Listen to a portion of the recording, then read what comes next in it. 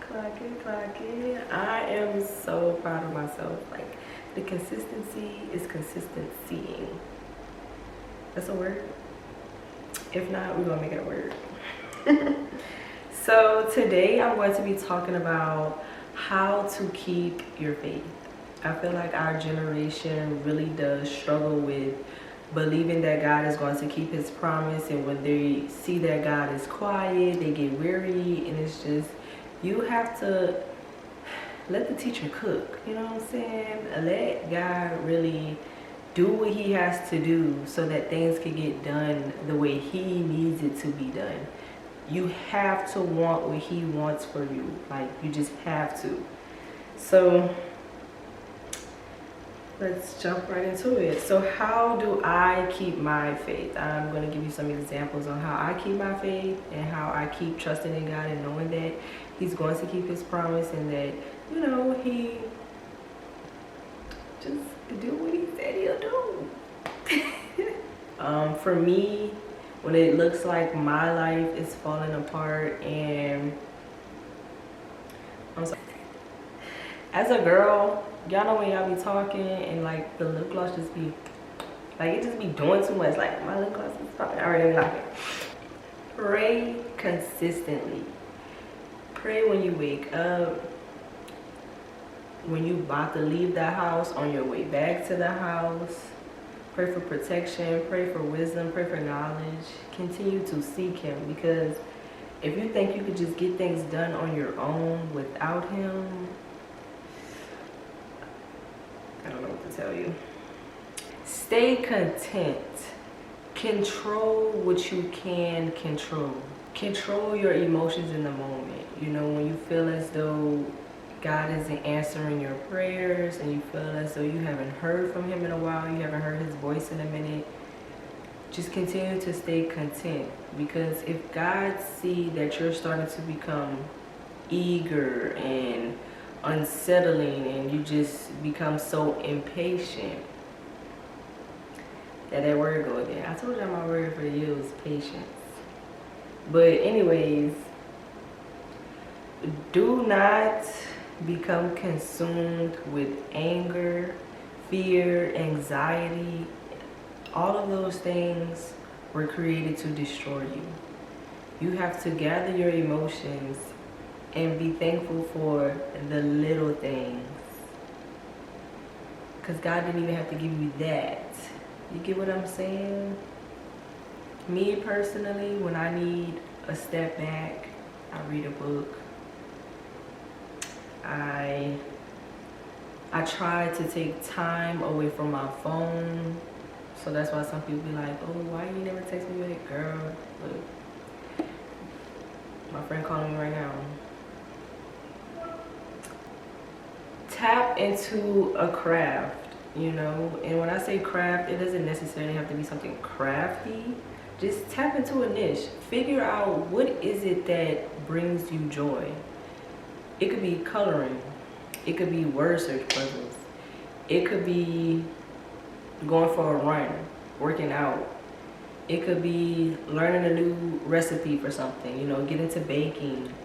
It could be anything, but you just need to wake up, thank God that you woke up, and after you wake up, start thanking him for the little things. And when you start thanking him for the little things, you find joy and so much love in the bigger things. Like, I don't know how else to explain it. Also, ground yourself. Find that when you feel as though your thoughts are all over the place, you don't know what to do here, you don't know what to do there, the clothes haven't been folded in the past few days, so now you're trying to figure out when you're gonna make time for that, because now you're trying to figure out what this is. You know, it'd be a lot going on. That's life. And sometimes I ain't gonna say I hate it, but sometimes I feel as though life is just so dramatic, and it's nothing we can really do about it, because we're really supposed to be doing the Lord's work. This is his world, you know what I'm saying? So life can be dramatic at times, but you have to continue to show up for yourself and for those who are expecting you to show up, the little ones. the little cousins, the little nieces, the little sisters, the little brothers, the little nephews, the little ones. They are expecting us to show up like we are the new adults to them. So they need that. And that's why I try my hardest to be that girl. That's why I just strive. Even in the midst of all chaos, God is still there, yes. That is why I still strive to show up, to not look like what I go through. You are entitled to your feelings, but when you start to use it as a crutch, and then that's when the problem starts. The victim mentality, the, oh, I don't believe in myself, oh, I can't do it, I can't do it, I can't do it. But it's just like, who's telling you that you can't do it? Why are you telling yourself you can't do something that you haven't tried yet? 9 times out of 10 may end up loving it more than you thought you would. Everybody is on a different level right now. Everybody is on a different time frame right now. Everybody is just living a different lifestyle. So you have to do the things that make you feel good about what you want and how you want your life to be. Everybody has the same 24 hours in a day. Use the time that God has given you to your advantage. Do the Lord's work. Do unto others as what you have done. Treat people the way you want to be treated. Treat people the way you want to be treated, babe. And when you step out into the world, present yourself as a loving, respectful individual. You have to create the energy you want around you. Me personally, I don't deal with anything I don't want to deal with. This is my life. Although I've given it to God because He is the author of my story. But at the end of the day, the Lord said forgive and move on. That does not mean I'm obligated to go out my way to be nice. That's another thing. I know I'm off track because the title is How Do I Keep My Faith in the Storm? But sometimes even in the storm, you will have people who will do you so wrong. And it's coming from the person that you least expected at that. It's just like in the storm, you have this effect and this effect and this and this and this, and just so much be happening at one time. It's just like, dang. But you got to know that God wants us to forgive. Forgiving isn't just telling someone I'm sorry. It's more so like you as well. Forgive yourself, because they ain't know no better, baby. They did not know who you were. Okay, you were hidden in plain sight. But at the end of the day, don't let nobody play with you. You set your boundaries. You stand your ground. And if they can't respect that, they simply just don't. You do not have to acknowledge them. You do not have to include them into your world. You don't. But anyways, do not give the enemy the satisfaction of seeing you down. Don't. Do I have to get closer? Do not give the enemy the satisfaction of seeing you down. Just don't.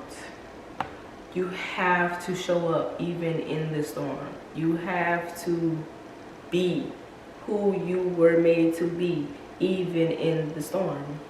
So if that's getting up early, changing the routine, do that. Do that. You know, you have to try to, you have to want it. You have to want more for yourself. You can't allow the victim mentality to drag you down and make you think that life is so horrible and life is just so, Don't do that to yourself. This is why God tells us to be content in every situation that we are in, because when we make decisions based off emotion, this is also why God tells us to guard our hearts above all else. You know, have have a sense of self-control. Mentally, emotionally, physically. Today is January 12th, Monday. It's 12:05 p.m. And my life right now is very weird. I'm gonna be transparent with y'all because I don't want y'all thinking that I go through life so perfectly. Like, nothing on this side of the camera is perfect, sweetie. One day I'll get to tell my testimony, but just not right now. Like, now is not the time.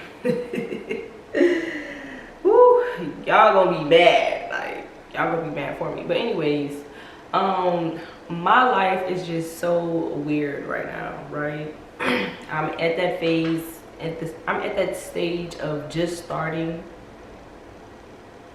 the peak of adulthood, I guess you can say.